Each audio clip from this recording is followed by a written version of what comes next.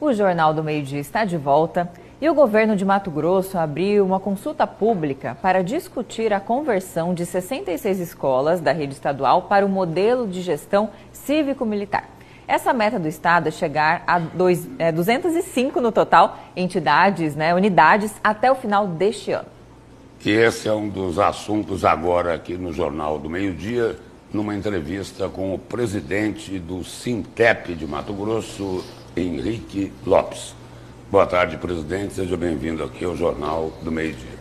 Boa tarde, Lúcio. Boa tarde, Camila. Para a gente é sempre um prazer poder debater esse tema que é a educação pública aqui no estado de Mato Grosso, que tem que ter o mínimo de qualidade aí para os filhos da classe trabalhadora. A educação essa como condição fundamental para tentar abrir as portas para que a pessoa possa sair da atual condição que ela se encontra.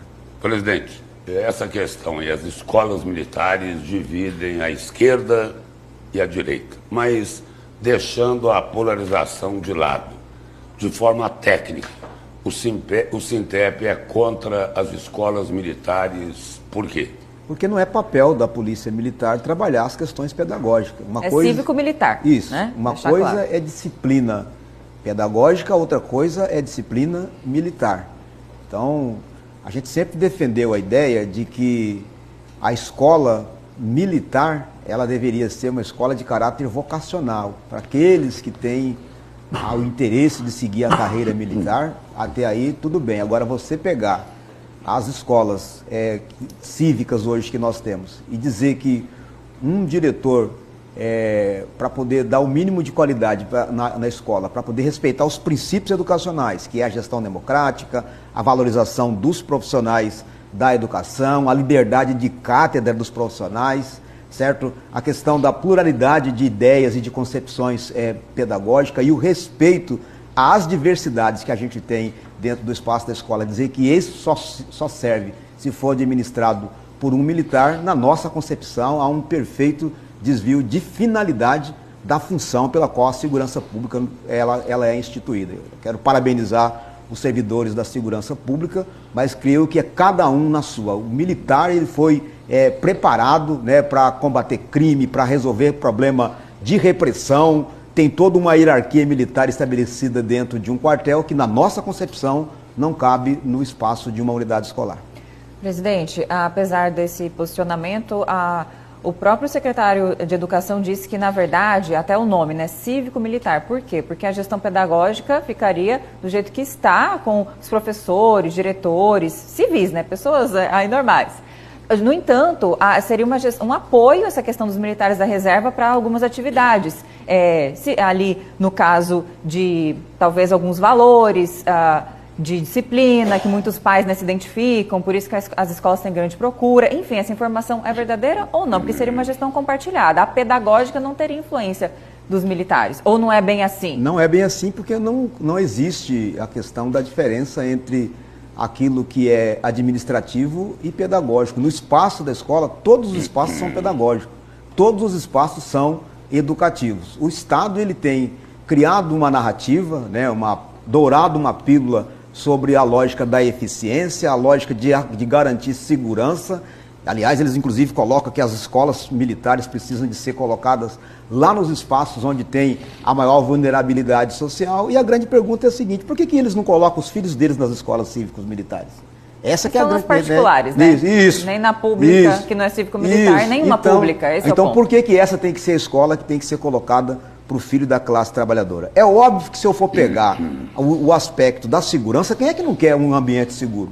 Então essa é uma falácia, até porque se é verdade que você tem uma escola insegura, é porque a sociedade está insegura. Então não vai existir escola violenta se você tiver uma sociedade que não seja violenta. Então o Estado faz desvio de finalidade, tira inclusive militares que estão na reserva, já aposentados, e traz para o espaço da escola para dar ali as ordens, né, para estabelecer uma hierarquia militar, e na nossa concepção isso não contribui com o processo de formação humana, que ele é diverso, né? A educação tem muitos outros desafios que ela precisa de ser enfrentada, que é a necessidade de ter escola de tempo integral, que é a necessidade de olhar a questão socioeconômica dos estudantes, que é a necessidade de olhar para a diversidade que são os estudantes no espaço da escola. Muitos deles, inclusive, hoje se descobrindo neurodivergentes, com vários problemas para ser enfrentado, e o Estado, como está demonstrando uma certa incompetência para poder avançar nessas questões,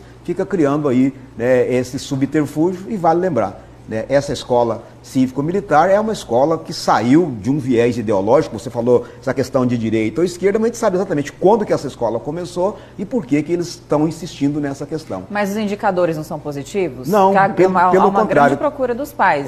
Os pais procuram porque tem uma boa propaganda sendo feita por parte do governo do Estado, e a pergunta é a seguinte: se o Estado tem recurso para investir de forma significativa lá na escola cívico-militar, por que não dá o mesmo tratamento para as outras escolas? Por que não resolver o problema da infraestrutura? Por que não resolver o problema da valorização dos profissionais da educação? Então há estudos colocados aí em nível nacional que apontam que não há essa melhoria significativa que o governo pinta aí para a sociedade. Presidente, um contraponto aí.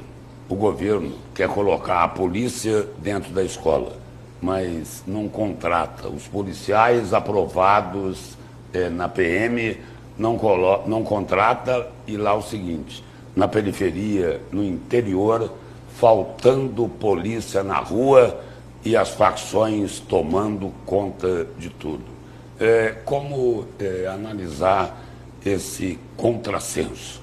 Na minha leitura, é cortina de fumaça para tentar justificar a ineficiência do Estado. Uma pergunta para a sociedade: onde você acha que seria melhor aproveitado os nossos gloriosos policiais militares? Lá no espaço da escola, pelo qual eles não foram formados para aquilo, ou combatendo o crime na rua, que é o local onde eles foram treinados, onde eles têm toda a expertise e toda a capacidade de contribuir com a segurança do seu bairro, da rua onde você mora. Então, o governo, na minha concepção, é um desvio de finalidade daquilo que é o papel, inclusive, da própria segurança pública. Presidente, porque sem polícia na rua, assim, na tropa, faltam aí 4, 5 mil policiais. O senhor falou aí em propaganda. E aí é o seguinte: esse programa aí, o Tolerância Zero, é para enxugar gelo, né? Uma boa propaganda nos meios de comunicação. Então, e basta verificar que esse apagão, né, essa falta de compromisso do governo em garantir servidores efetivos, né, concursados, que seja de carreira, ele não está presente apenas no setor da segurança pública. Apesar dos 1.500 trabalhadores que estão tomando posse esse ano no concurso público da educação, são mais de 17 mil contratados temporariamente. No setor da saúde, são mais de 13 anos sem concurso público. E aqui no estado de Mato Grosso, também esse déficit na segurança pública, e o governo, inclusive, apontou esses tempos a possibilidade, inclusive, de contratar policiais temporários, para a gente ver em que pé nós chegamos aqui no nosso estado. Então, eu creio que o Estado precisa de reavaliar, né, o gasto público que está sendo feito, inclusive com escolas cívicos militares, e pensar de que, se a gente precisa de fato ter uma sociedade segura, há outras frentes para ser atacada, que não seja trazer policiais para dentro da escola. Dê um bom salário, dê uma boa infraestrutura e dê respeito e dê liberdade de cátedra aos profissionais da educação, que eles têm toda a capacidade para poder desempenhar o trabalho pelo qual eles foram formados e pelo qual a maioria foram concursados. Presidente, além de presidente do Sintep, o senhor também é suplente de deputado, esteve algumas vezes na titularidade do cargo, não sei se deverá voltar em breve.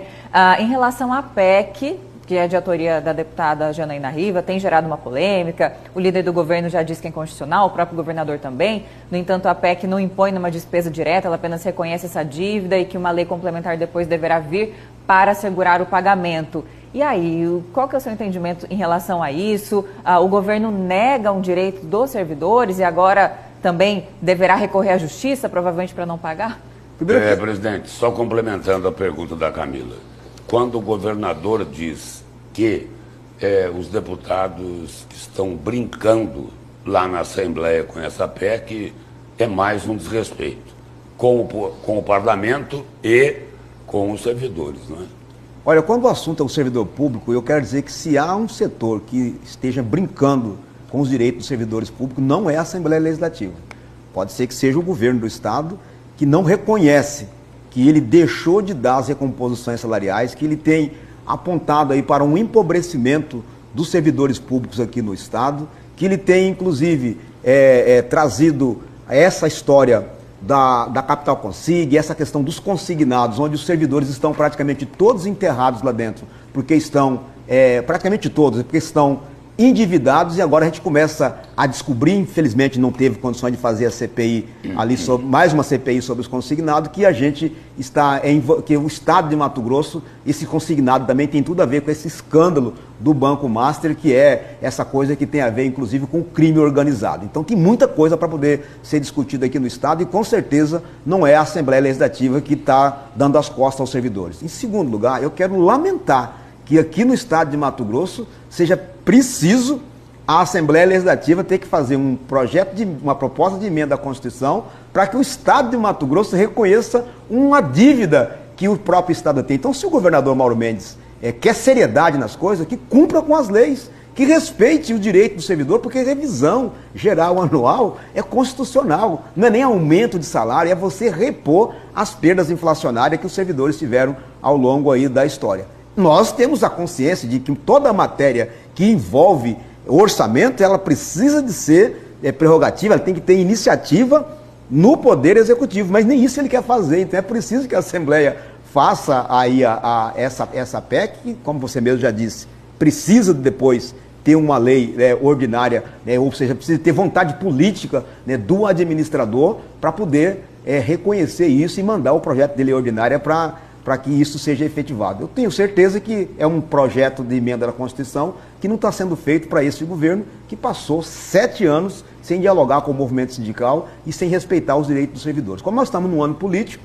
bem-vinda a PEC, e quem sabe a gente consiga fazer aí o debate com o futuro governador aqui do Estado de Mato Grosso, que possa ter um olhar não apenas para o agronegócio, não apenas para a infraestrutura, que está indo muito bem, obrigado, mas saber que o Estado precisa também do servidor público para conduzir a política de saúde, de educação e segurança, e ela só vai ter a devida qualidade se esses servidores estiverem devidamente valorizados. Presidente, o nosso tempo acabou, mas Henrique Lopes é professor, né? Dá para responder sim ou não? O atual governo não gosta do servidor? Não. Muito obrigado pela presença e pelas informações aqui no Jornal do Meio-Dia. Eu que agradeço. Obrigada e uma boa tarde.